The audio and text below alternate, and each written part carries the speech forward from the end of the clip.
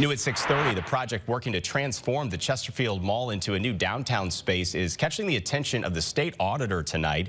The auditor's office confirming to First Alert 4 they are investigating a tax plan approved to redevelop the area into apartments, shops, offices, and more.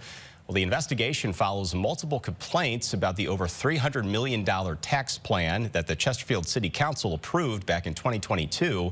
The investigation is not a complete audit of the tax plan, but the findings will help determine if future action needs to be taken.